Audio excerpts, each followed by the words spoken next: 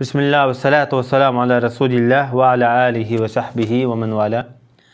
Celaleddin Suyuti rahmetullahi aleyhinin Halifler Tarihi namlı kitabındaki dersimizdeki devamında bugün şundaqla tünüge oxşaş Ebu Bakr Siddiq raziyallahu anhu'niki Peygamber sallallahu aleyhi ve sellem'den rivayet kılıp ümmetke miras sübtidi kaldırıp ketken ilimlere yoki hadisler hakkında to'xtalib bugün 21 hadis keldik.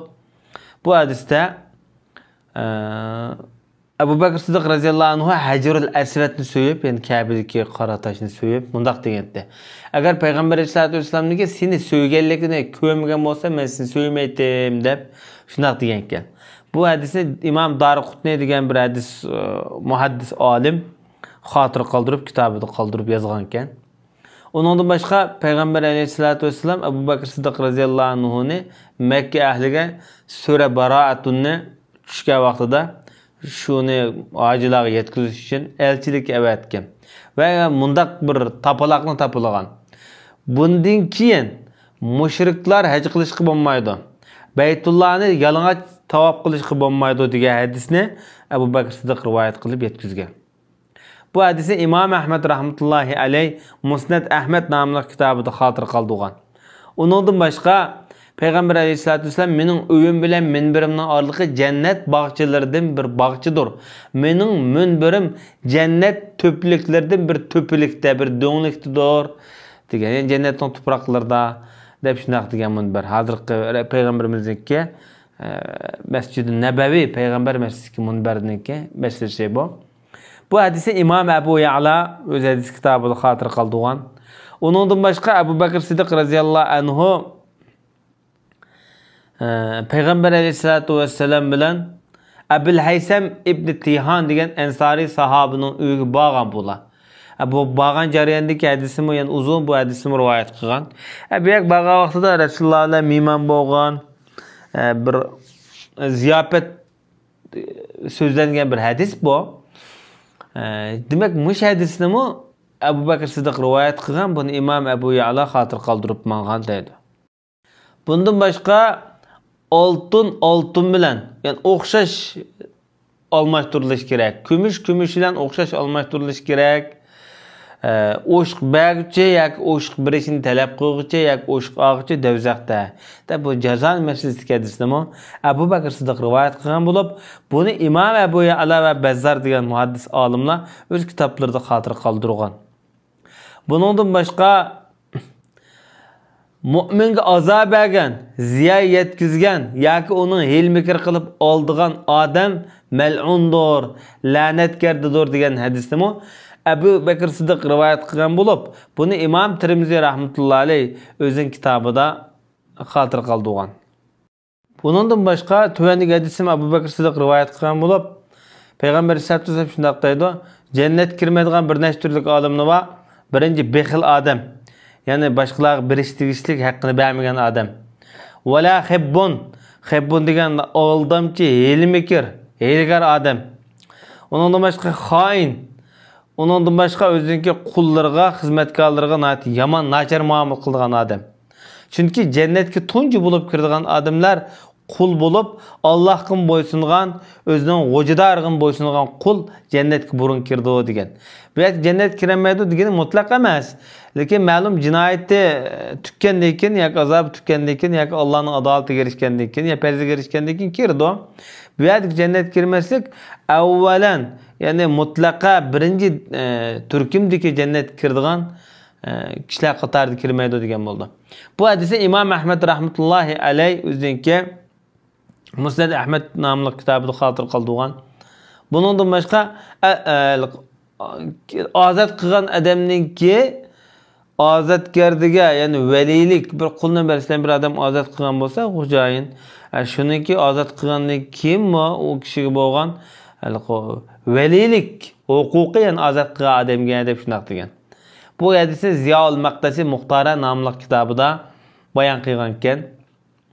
Ondan başka Peygamber sallallahu aleyhi ve sellem'ninki biz peygamberler guruhi miras qaldırmaymiz.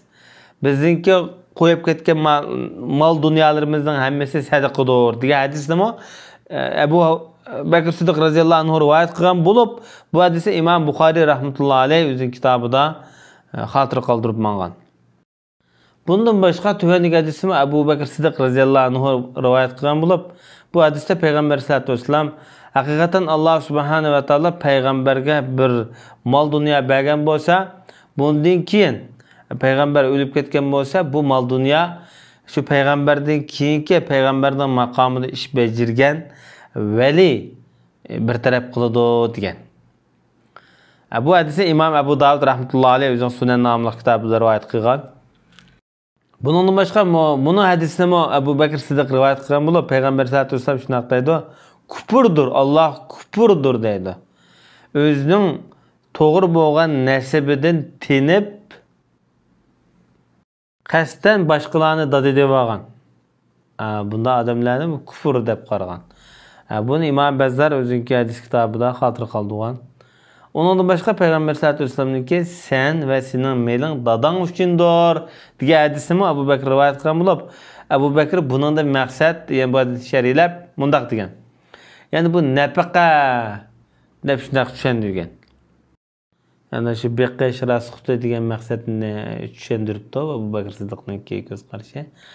İmam Beyhaqi rahmetullahi aleyh özünki bu kitabında bu hadisini hatır kaldığan. Ondan başka Peygamber sallallahu aleyhi ve sellem kimninki puti yani kademleri Allah yolunda çan tozanga pürkelse, minilse Allah o kişini dövzaka haram kılıdı ya kademini haram kılıdı diye hadisi mi Ebu Bekir Sıddık rivayet kılgan bulup, bu hadisi İmam Bezzar özünün hadis kitabında çıkargan. Ondan başka umirtu en uqatilen nas diye meşhur hadis zakat vermeyenlerle uğraşmaya diyen hadiste şu buyuruldum diyen. Bu hadiste İmam Bukhari ve Müslim ondan başka bir neçe hadis alimleri buna bayan kılgan. Bundan başka tüvenlik hadisi Ebu Bekir Sıddık rivayet kılgan bulup, bu hadiste Peygamber sallallahu aleyhi ve sellem şunaq degan ki Allah'ın bendisi Halid ibn Velid nimdiga yaxshi qarindosh, nimdiga yaxshi Allah'ın bendisi. Bu Allah'ın kafir münafıklarga tiklep suğağın kılıcıdır degan. Bu hadise İmam Ahmed rahmetullahi aleyh öz hadis kitabında bayan kılıp ötken. Yani bunun hadisimi Ebu Bekir Sıddık rivayet kılgan bulup, Peygamber aleyhissalatu vesselam şundaq deydi. Ömer'den mi yaxşı bir adamga quyosh chiqmadi. Yani bugunmuş Ömer bugunmuş quyosh chiqqan ilqiyaki mush dunyoda demoqchida maqsad. Dünyada quyosh chiqadiganmuş dünyada Ömer'den mi yaxşı adam yo'q deb bundaq bu tushundigan. Bunu İmam Tirmizi rahmetullahi aleyh özün hadis kitabında bayan kılıp ötken. Bundan başka tüvendik hadisimi Ebu Bekir Sıddık radıyallahu anhu rivayet kılgan bulup, bu hadiste Peygamber aleyhissalatu vesselam şundaq deydi. Bir adam musulmonlarniki işlariga mas'ul bulup ya emir ya rahbar olaptı da başliq olaptı da. Anda shularning ichiga bir odamga da yaqinchilik qilib yoki uningga musulmonlarning ishiga mas'ul bo'lolmaydigan salohiyatsiz bir kishini uningga heztash qilib xushomat qilib bir odamni amr qilibdi, ya'ni qo'lasi bir ishga mas'ul qilgan bo'lsa, uning Allohning la'nati bo'lsin degan hadisga. Allah o adamdan nafla va yoki farz amalni qabul qilmaydi debdi. Hatto bu odamni jahannamga akirdi debdi. Kim bir odamga Allohning himosidan, ya'ni Allohning belgilgan qo'rg'onlari deyilgan bo'ldi lug'at ma'nosi. Kimki Allah'ın xas mallardan, mülklerden bir adamga berse, bu adam haksız halette Allah'ınki bu mal mülkü yoki iqtidorchilik narsani onunğa hurmatini buzgan bo'ldi, tajovuz qilgan bo'ldi. Bunda adamga Allah'ınki la'nati bo'lsin deb shunaq degan. Yani öz joyiga ishlatiladigan narsani, ya'ni shariatda belgilangan o'rindan boshqa o'ringa ishlatsa, o bunun Allah'ın la'nati bo'lsin deb bundan mazmunda tushunganlarmi bo'lishi mumkin. Bu hadise İmam Ahmed rahmetullahi aleyh o'ziniki Musnad Ahmed nomli kitobida chiqargan. Bundan başqa Maiz degan sahabiniki, uniki qanday chamgizak qilinganligi haqidagi mashhur hadis bor. Bu hadisni Abu Bakr Siddiq radhiyallohu anhu bayon qilgan bo'lib, buni Imom Ahmad rahmatullohi alayhi o'zining Musnad nomli kitobida rivoyat qilib xatir qildirgan. Va sallallohu ala nabiyyina Muhammad va ala alihi va sahbihi